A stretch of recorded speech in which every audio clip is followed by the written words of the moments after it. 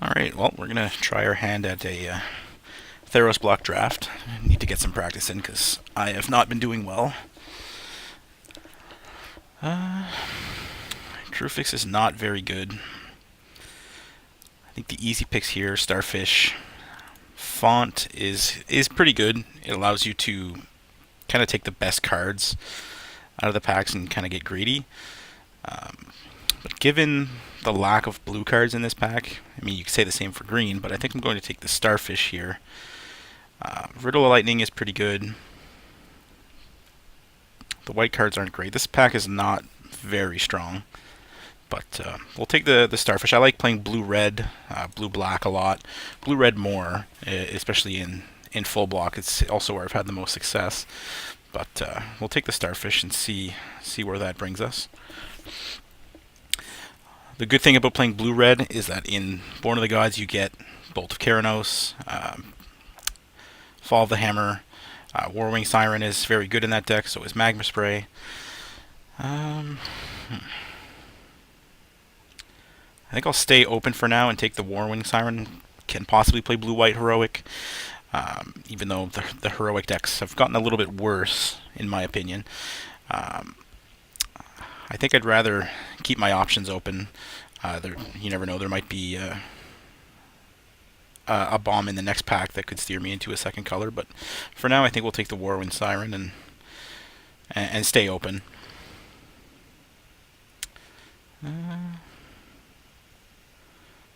Alright, well, there's not too much in this pack.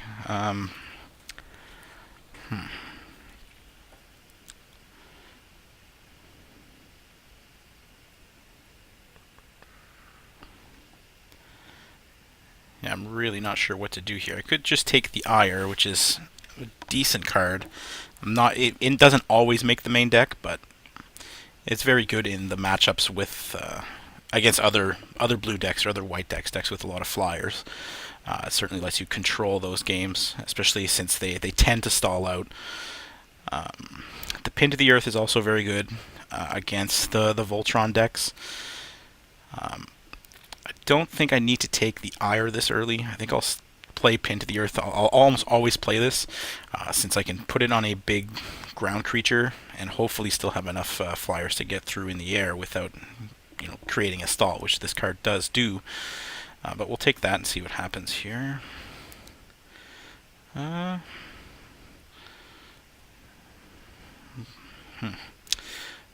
the Sky Spear Cavalry is pretty strong. Strength of the Fallen is actually really interesting. If you get Nex Weaver and Satyr Wayfinder, that deck is actually quite good. I don't really want to take any of the blue cards. They're not very strong. I'm not looking to play these cards. Flurry of Horns is pretty good. Rouse the Mob is actually pretty strong in blue-red heroic if you get the blue heroic guys out of Theros. Wave Crash Triton, the guy the Fortune Hunter that lets you draw a card. I think I'm going to just take the Cavalry and maybe try to be blue-white heroic. If this guy is still in the pack, we might get something like a Supply Line Cranes, maybe a Mastiff. Let's see. Well, again, there's not too much here, so I'm pretty okay taking either the Harvest Guard Alcades or the Oppressive Rays. The Oppressive Rays is interesting because it's been very good against me, but I haven't had much success with it. So it's something that I've hesitated to draft, but I think we'll give it a try here. It is going to be very good in the matchups again where they have flyers as well. Worst case late game, I guess you can put it on your own guy for a heroic trigger if you need that 1 damage.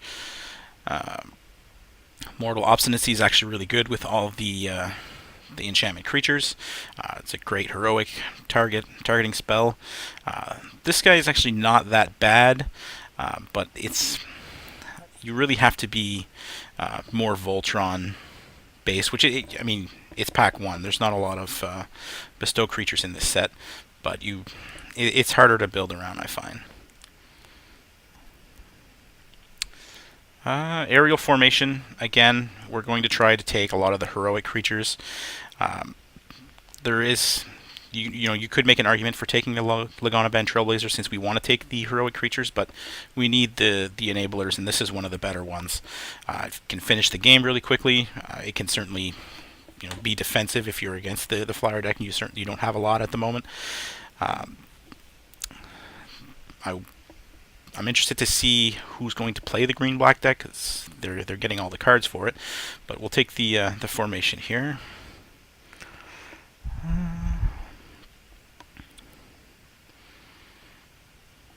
Late Colossal Heroics is pretty strong. I mean, we'll take the Fawn of Fortunes. It's not the best, but it's better than everything else in the pack.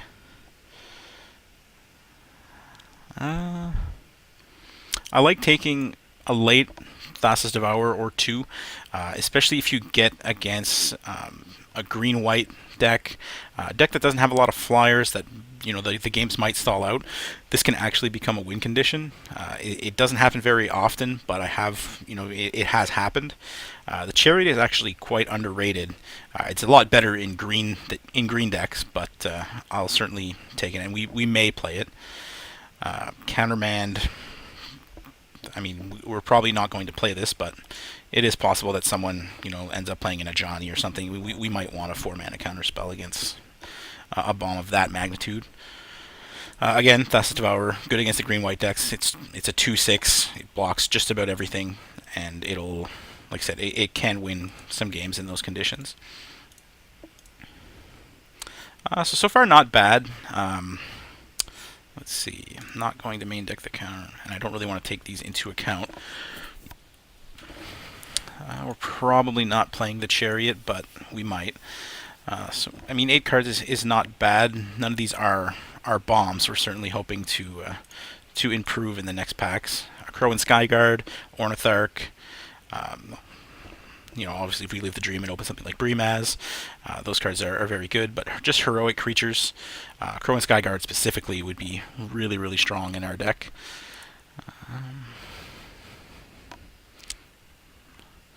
Trying to think of blue cards in this set. Sudden Storm, obviously a great card. There's a lot of the good blue tricks like Retraction Helix, Crypsis. All right, well, the Chimera is decent, the Divination is decent, but the Skyguard is exactly what we want in this deck. Hopefully we can pick up a few Bestow creatures. Nyxborn Shieldmate would be very good, especially a lot of the ones in Theros, like Observant Alcaides, that type of thing. But we'll take the Skyguard for sure. There's not too much more in this pack for us. If we get lucky, we'll table either a Divination or a Sphinx Disciple that we probably won't play, but either Divination or Perplexing Chimera wheeling would be very good. There's 1, 2, 3, 4, 5, 6. Yeah, it's. I mean, we might get one, but it seems pretty unlikely given that some of the cards in this pack are very weak.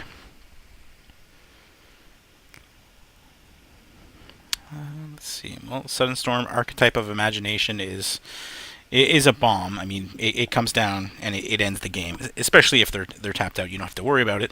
But there's not a lot of instant speed removal in this set, so especially not, you know, it's not something that people tend to play around either. So we'll definitely take the Archetype of Imagination. The Sudden Storm is very good in the same vein, but the archetype just can easily finish a game. Well, Retraction Helix is a great heroic enabler. It's also very good tempo. If there was a creature better than Elite Skirmisher, we would certainly take that here. We're already low on creatures. You tend to try to get a lot of them in Theros. It has a lot of the low end of the curve aggressive white creatures. So we'll take the Helix here. It's certainly better than Skirmisher, but we're certainly going to be looking for creatures very shortly here.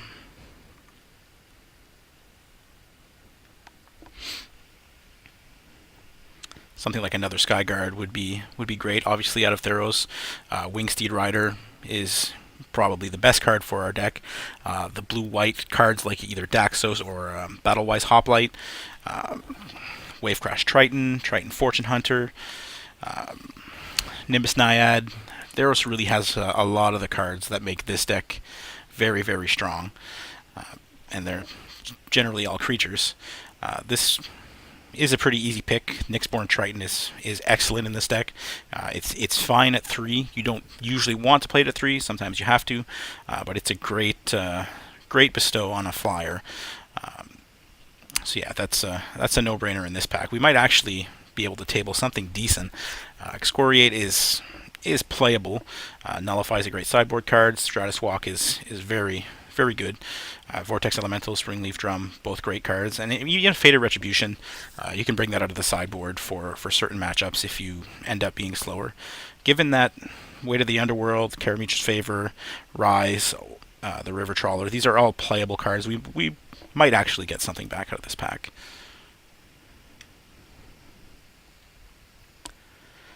Chorus of the Tides is a no-brainer in this deck. The Heroic is not the strongest on him. Scrying 1 is good, but it's not... I would certainly rather it be +1/+1 counters.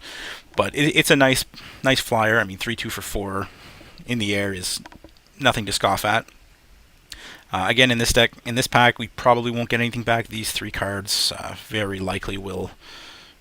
or these 4 cards even, will very likely be what's left in the pack, but... We're pretty happy with the Chorus of the Tides here. Well, Divination, I mean, I'm not sure if we really want to play it with the Fawn of Fortunes. The Sphinx's Disciple, it was better in Born Theros. I'm not too much of a fan of it in this format. It might actually be good enough to just end up... that we take the Sphinx's Disciple.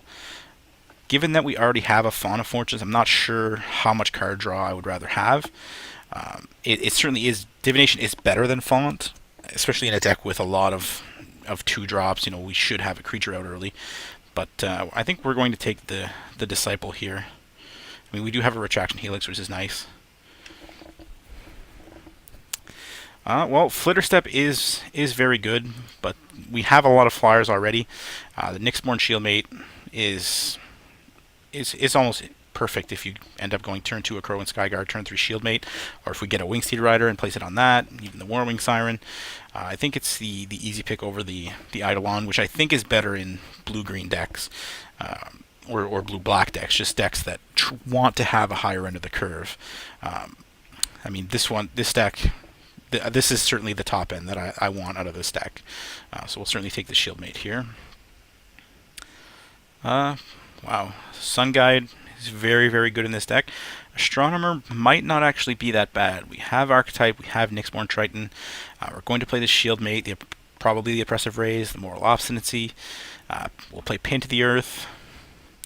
Given that we're looking at getting Bestow creatures, and given how this card is very, very good against the aggressive decks, very good against Oresco's Sun Guide, I think it's pretty easily the pick for our deck here.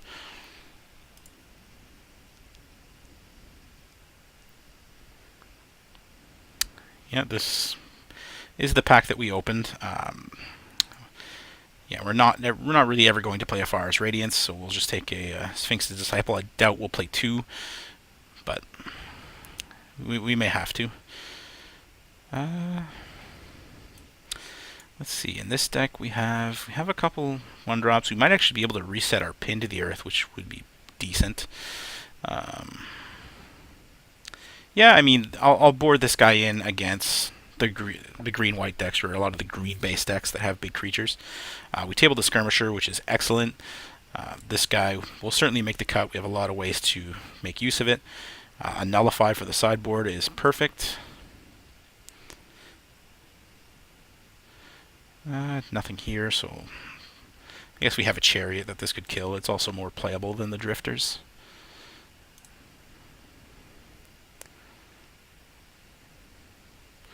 And last pick rare. We are lucky. Alright, well, we're not playing the Nullify, in the main deck at least, and we're not playing the Serpent. Alright, so we have 12 creatures. Well, this pack is very good if you are playing green or black. This pack is actually insane if you're playing those colors. As for us, we have a Nimbus Naiad here, which is almost exactly what we want. It's obviously Wingseed Rider is the card we want the most outside of the rares, but we're pretty happy taking a Nimbus Naiad here, I think. So hopefully we can table either Philosophers or preferably the Battle-Wise Valor, but getting more creatures in our deck, especially ones with Bestow, is a very, very good pick for us. Well, these creatures are not very spectacular, so I think this is an easy chosen by Heliod pick. I don't think, it certainly does suck that we're getting unlucky with these packs. There's not a lot of cards for our deck. We're certainly not getting hated 2 picks in, but hopefully the next packs are a lot better. Again, Observant Alcid, exactly what we want. This card, especially on the Cavalry, on Warwing Siren, Crowan Skyguard, this card is very, very strong. This probably is better than Nimbus Naiad in my opinion. I really, really like this card, so I'm really glad to get it here.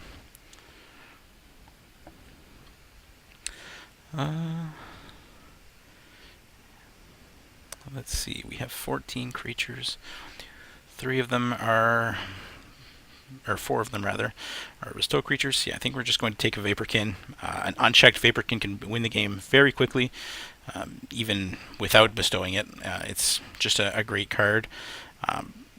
There could be an argument made for the Battle-Wise Valor. The Sealock monster would be a decent top end in this deck, since we're probably looking at not playing the Disciples. But I think the Vaporkin is just a much better pick. I can't see...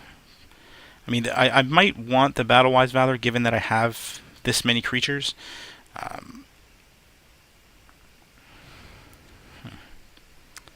Yeah, I don't really have many combat tricks, so I think we'll take the Valor at this spot. The Vaporkin would be good in our deck, but I think given our current spells, we want the Battle-Wise Valor. Again, another easy pick. I don't think we necessarily have that many humans. No, the enchantment creatures are humans. These already fly. This already flies. Yeah, so we're just going to take Heliod's Emissary. This card can single-handedly win the game, especially against decks where they only have 1 flyer. Even playing it on turn 4, very strong. This is quite an easy pick. It also fills a little bit of our hole that we had here. I think we'll take a Ray of Dissolution for the sideboard. We don't need Burnished Heart in this deck. We don't really have a Mnemonic Wall deck. We don't have any removal like the red spells, red or black spells. So yeah, we'll take a Ray of Dissolution that we may bring in. Battle-Wise Hoplite, perfect card for our deck. Couldn't ask for anything better. Yeah, there's not much to say here. This is just a gift for being blue-white, really.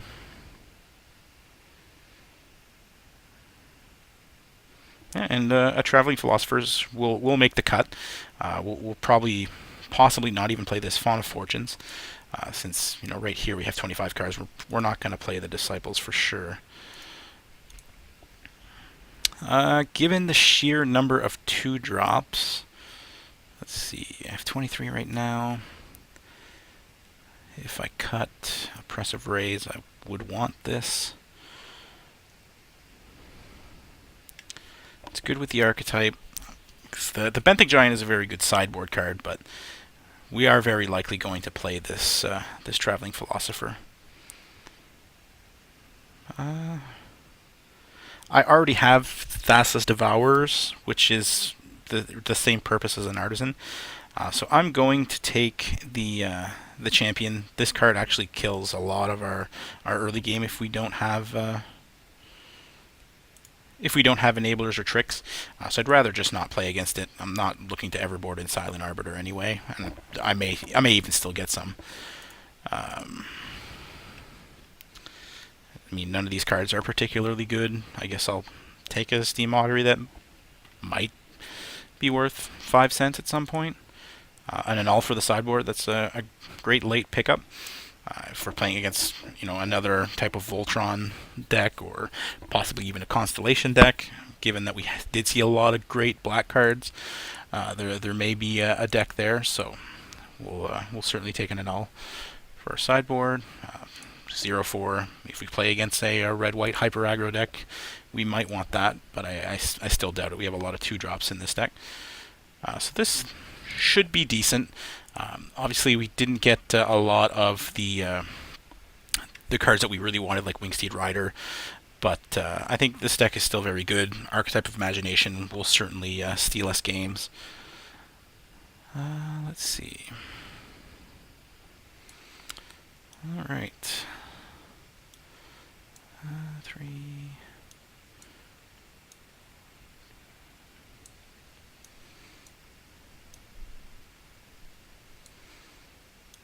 Skyguard.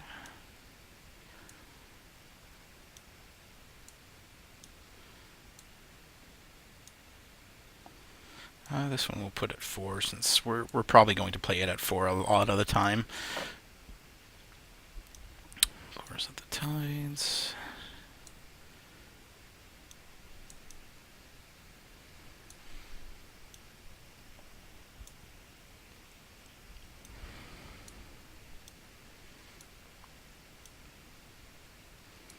Traction Helix. Pin to the Earth. Battlewise Hoplite. I think given the Astronomers, we'll take the Oppressive Rays in this deck. Although this is pretty good with the Astronomers as well. But given that we can be incredibly aggressive with this deck, I think the Rays will be a better main deck card. Against a slower deck, I may sideboard it out for the Font of Fortunes. But I think this is a solid deck. I like all the bestow creatures that we have. Certainly gives us the potential to just build up a big flyer. We do have a couple, so yeah, I think we'll get some lands in here. Suggest done. Let's see. Yeah, certainly want 9 plains, 8 islands, so that works out. Alright, well, let's submit, and we'll be back for round 1.